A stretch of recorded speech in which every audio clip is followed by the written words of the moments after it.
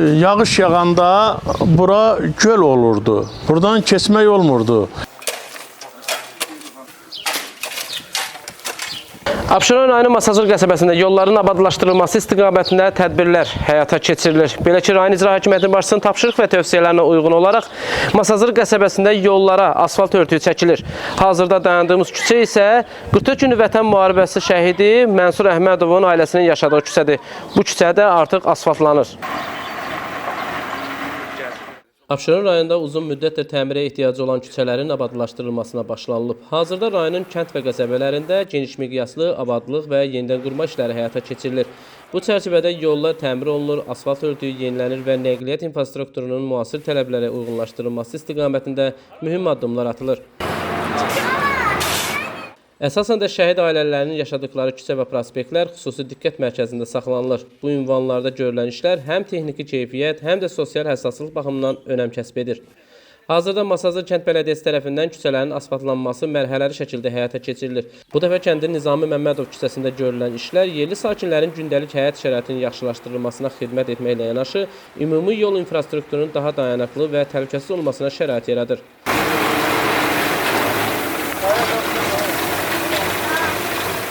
Bu küçələrimizi yağış yağanda bura göl olurdu. Buradan kesmək olmurdu. Hətta elə olurdu ki, ayaqqabının içi də dolurdu su ilə.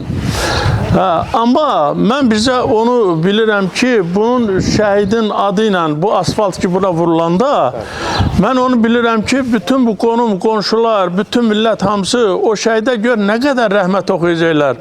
Bu küçələr gözəlləşir. Mən bu görülən işlərdən çox həddindən artıq razıyam. Mən bir şəhid atası kimi onu demək istəyirəm ki, başda bizim cənab prezidentimizə çox təşəkkürüm bildirirəm ki, onun sayəsində bütün uşaqdan tutmuş böyüyə hamı şəhidlərə hörmət eləyir. Masazır kənd bələdiyyəsindən Dinas TV-yə bildirildi ki, yolların abadlaşdırılması qarşıya qoyulan prioritet məsələlərdən biridir. Masazır kəndində küçələrin abadlaşması və təmir işləri davam etdirilir. Hal-hazırda şəhid ailəsinin yaşadığı küçənin təmir işlərinə başlanmışdır.